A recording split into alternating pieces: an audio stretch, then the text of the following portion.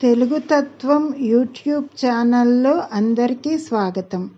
ఆదిశంకరాచార్య విరచిత సౌందర్యలహరి పారాయణంలో భాగంగా ఈరోజు 31 నుంచి 35 శ్లోకాలు విందాం.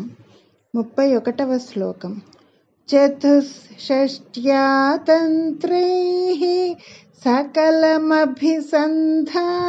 భువనం స్థితస్తత్సిద్ధి ప్రసవ పరతంత్రైః పశుపతిః పునస్త్వన్నిర్బంధాత్ అఖిల పురుషార్థైక ఘటనా స్వతంత్రం తే తంత్రం క్షితితలమవాతీతరదిదం. 32వ శ్లోకం. శివః శక్తిః కామః క్షితిరథరవిస్సీతకిరణః స్మరోహం సహ శక్రః తదను చ పరామారహరయః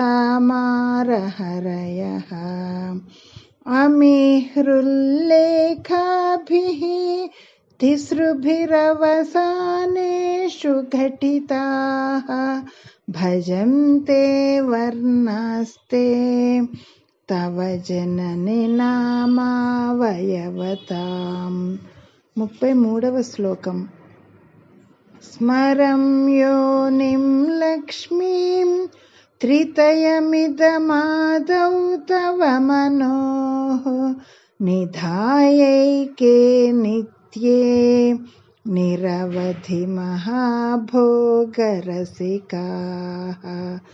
భజంతి త్వాం చింతామణి గుణనిబద్ధాక్షవలయాః శివాగ్నౌ జుహ్వంతః సురభిఘృతధారాహుతిశతైః. 34వ శ్లోకం. శరీరం త్వం శంభోః శశిమిహిరవక్షోరుహయుగం తవాత్మానం మన్యే భగవతి నవాత్మానమనఘం అథ శేషః శేషీత్యయముభయ సాధారణతయా స్థితః సంబంధో వాం సమరసపరానందపరయోః. 35వ శ్లోకం.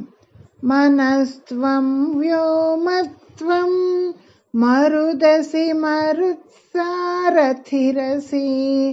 త్వమాపస్త్వం భూమిః త్వయి పరిణతాయాం నహి పరం త్వమేవ స్వాత్మానం పరిణమయితుం విశ్వవపుషా చిదానందాకారం శివయువతి భావేన బిభృషే.